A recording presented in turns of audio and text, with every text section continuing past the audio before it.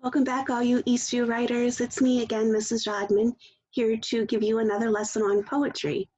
But of course, before we do, I always like to start and end with a poem. So let's start with a poem that when I read it, it made me think of you and all of us being at Eastview together where I wish we were. I miss you all. Read the poem with me, please. Reading time. We all read together in the very same class, with the very same walls and the very same floor. We all turn pages, flip, flip, flip, flip, in the very same way as we have before. We all seem the same, but it's not the way it looks, for we live in different worlds, in the world of different books. So now we're going to live in the world of poetry, and you and the poems that you create can allow your readers that you share them with to go into different worlds as well. So let's go to the poem type that we're going to talk about today. And they're shaped poems, and they are exactly what they sound like. Poems that take the shape of the topic that you are writing about. So first, you need to decide what your topic's going to be. You can get your topic by looking in your writing notebook. You can get your topic by looking at what other authors have written about, or you can just get your topic by looking around you. Look around your house, look around outside. Think about your family and your friends. Think about the things that you like to do. And those are all topics that you can write about. So I'm going to give you a few tips on a few ways that it's going to make it easier for you to get your poem written. It's often easier if you take the time and just get your thoughts down on paper. So you have your topic, and now you need to write the words. Just get your thoughts down. Just write them. Don't worry about the way they look. Don't worry about the way they sound. Just get all of your thoughts down on paper. And once all of your thoughts are down on paper, you can play with them and move them around and change them and get them so that they are just right. Once you have all of the words that you want for your poem, then that's when you're going to take the time to put them into the shape that you want them to be put into. Probably based on the topic that you're writing about, you might have to try a few different things. But if you do a really quick sketch or the outline of your topic, then you can rearrange the words around its shape to make your poem. Do know that you might have to do it a few times until you get it just right. It's okay. Take as many chances and tries as you need to get the poem to look just the way you want it to look.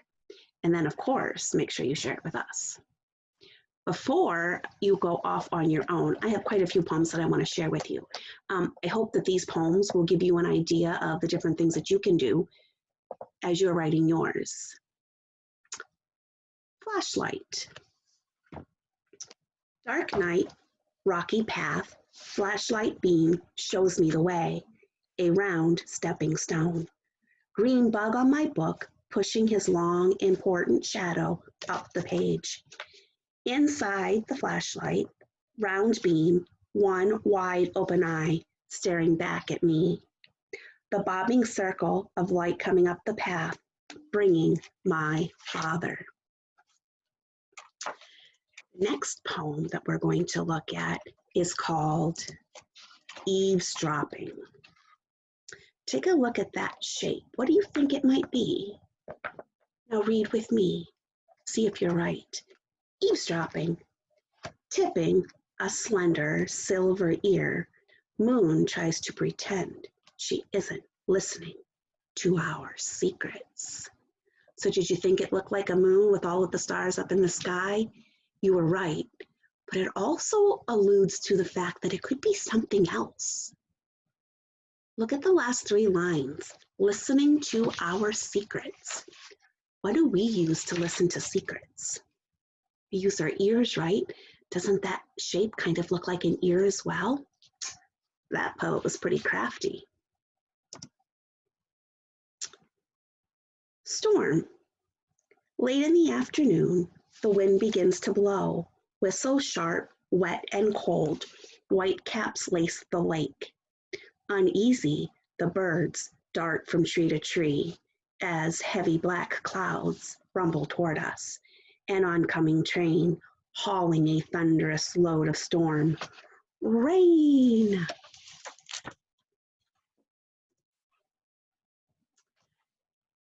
Next poem is titled Knitting. If you look at the way that this poem is set up, it looks like knitting needles. So when I read this poem, I'm going to go back and forth from side to side. My grandma taught me how to knit. And when it's cold, I like to sit with needles and a ball of yarn.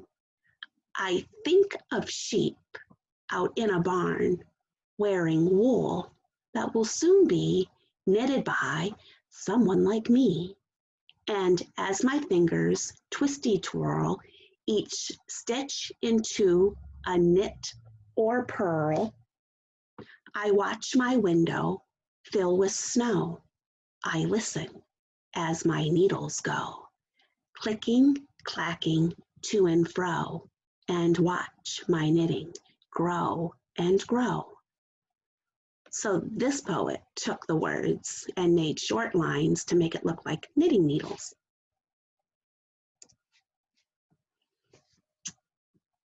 We will come back to that poem. I want to read a few poems to you, and I want you to think about what that picture might look like, and then I'll show you the picture. So these are still shape poems. Tree tall giraffe up to his neck in brown and yellow. Patchwork quilts turn and hobbles away on wooden stilts. Stilts, stilts, stilts. Guess that it looked like a giraffe? Look at the way the author arranged those words to look like a giraffe.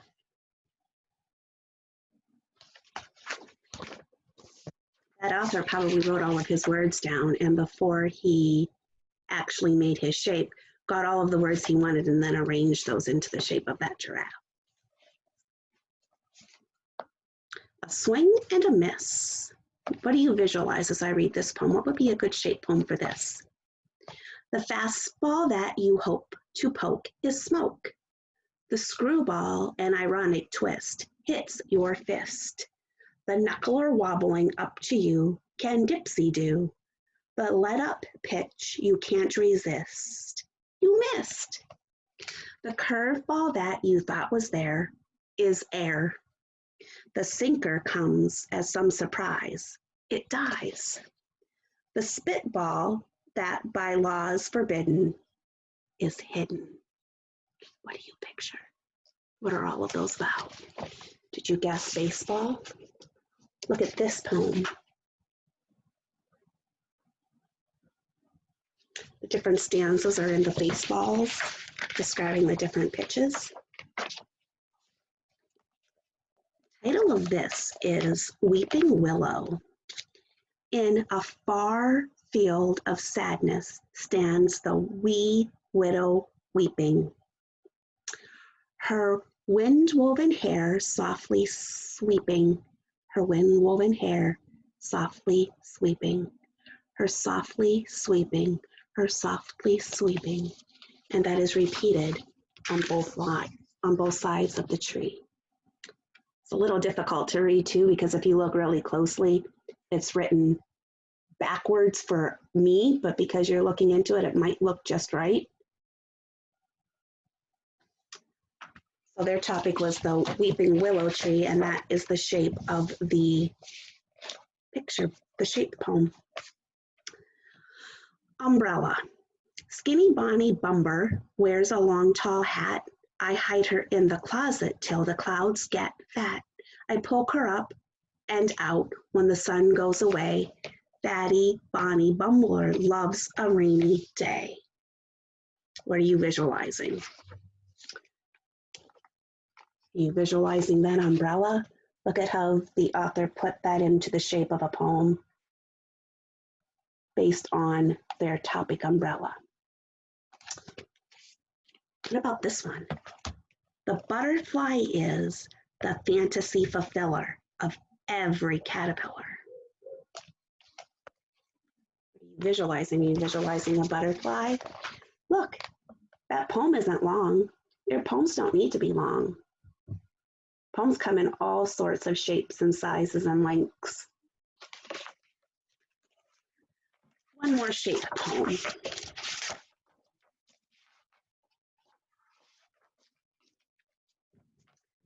Creep and slither. I slithered down to Pepper Pond for a midnight snack. A picker-upper. I missed a mouse and beetle bug, so I ate a bullfrog for my supper. Well, he was tough as toad and chewy, mighty leggy, mighty lumpy, and let me tell you, Creep, I'm feeling mighty jumpy. Slither. Did you think of the snake?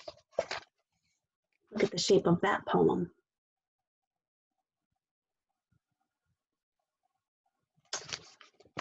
So now it's your turn. I want you to try out some shape poems. Please don't forget to share them with your teachers on Class Dojo. Email them, however you can get them to us. We would love to see what you have done and what you have tried. And we will end our time today with, of course, our poem. Get us there. Book dog. I cannot get a real dog, but I have one in this book. She's fluffy and she's friendly. She's right here. Take a look. I hug my dog each time I read. She licks me without fail. And when I turn the pages fast, wind whisks through her tail. My book dog meets me after school. I sit and stay with her. She chases through the chapters. I pet her paper fur. I cannot get a real dog, no matter how I plead, but I can have a dog to love every time I read. Happy writing, shaped poems. Good luck. And don't forget, we will be looking for you to share with us. Until next time.